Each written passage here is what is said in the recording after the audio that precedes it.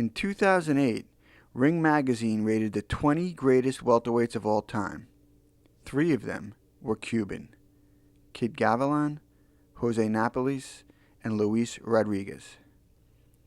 Gavilan was a huge star during boxing's golden age of the 50s. The name Kid Gavilan was magical.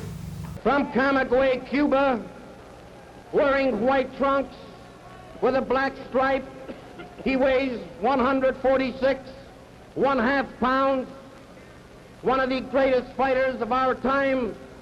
A great credit to the Cuban Republic, the world's welterweight champion, Kid Gavilan.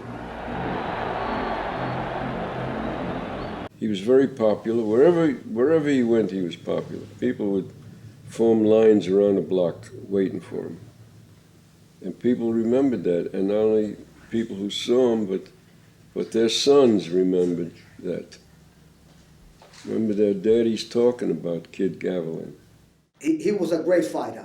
I looked at him coming up, like a god, so something like that, I fought Kid Gavilan December 22nd, 1950 at Madison Square Garden.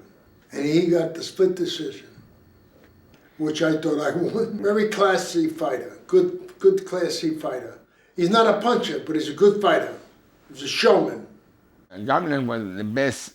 He was a fighter with his mind right there, every time.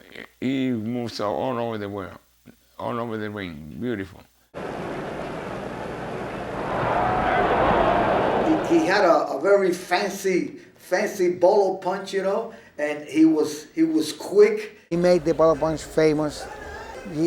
I would not throw an uppercut unless I bend down and I throw the uppercut with the right.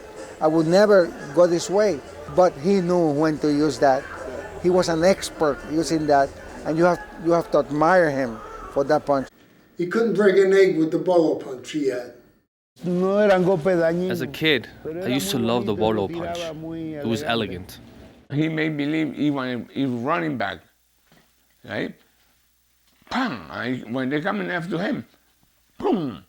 In the last years of his life, Gavilan, once a flamboyant world champion, lived modestly in a Hialeah nursing home.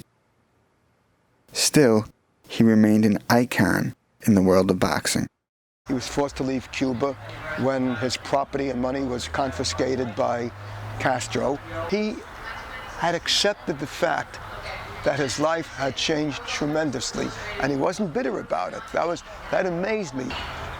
But he had made his peace with the world. He accepted this was who he was now.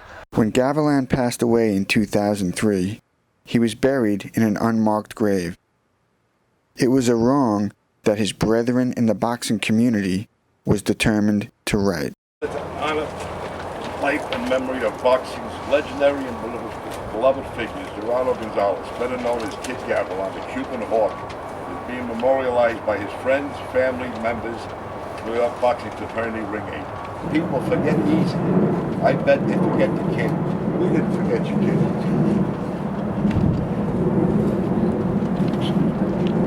It's like the Phoenix. The Hawk has risen. Here's a man who fought 143 fights and was never stopped. That's how tough he was. But he was just the sweetest guy to be around.